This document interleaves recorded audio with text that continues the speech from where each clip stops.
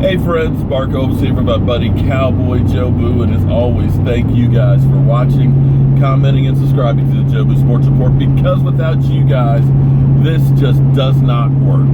You know, they always tell me, don't quit your day job, and I haven't. I got to pick up some lumber, I've got some cabinets, I got to build stuff for a project and things.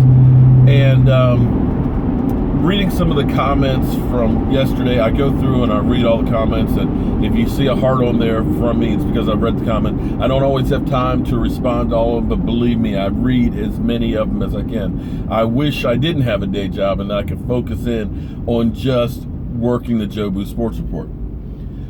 But what's funny is,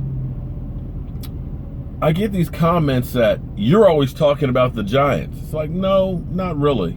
I do from time to time when there's news or there's actually something that's newsworthy. And Odell Beckham is definitely newsworthy because he's always in the headlines for stuff. But somehow, nothing ever happens to him. I talk about the Giants, the Redskins, and the Eagles because there's a direct correlation to them, because we've got to play each of those teams twice a year, and we need to beat them and try and win our division. You got to know your enemy. But it's funny how all of these Eagle fans that are now emboldened because they have finally, after 52 freaking years, won a Super Bowl, that are constantly here talking about Nick Foles, Carson Wentz, this move that the Eagles make, that move that the Eagles make, world champions, Dallas Cowboys haven't done shit in 20-some years. The minute I have one video about that, you can't keep the Eagles out your mouth. Why are you talking about other teams? Why are you guys here? But be that as it may, my point was, I would not want Odell Beckham Jr. on my team. So if you're thinking that I'm hoping that they trade him to the Cowboys, hell freaking no. I don't want him. Diva wide receivers don't win jack crap. Seriously. He's a pain in the ass. He's a headache. He cares more about himself than the team, and you will not win with a guy like that. Bottom line.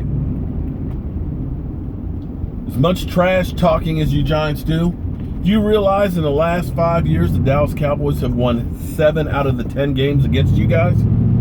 With Odell Beckham Jr.? Yes, that incredible one-handed catch that he made. Yes, incredible.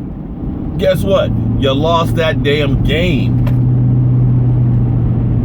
The Giants are 26-39 with Odell Beckham. They've got no division titles, no playoff wins. All they get are freaking headlines and questions about this guy. You can't deny he's got talent. But for him now to say that he's not coming back this season until he gets a new contract and wants to be the highest paid player in the NFL, not wide receiver, player. How this guy thinks he deserves to be the highest paid player in the NFL is beyond me.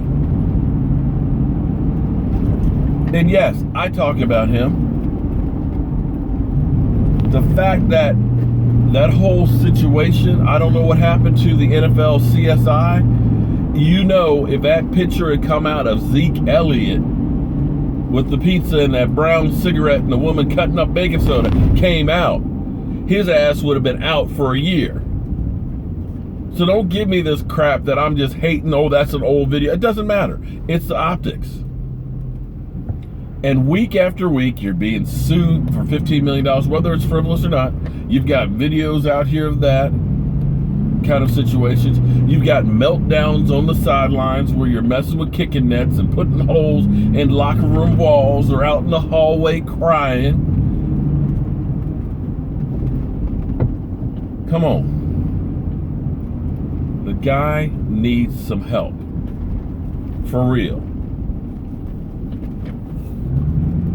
So anyways, that's all I got to say about that.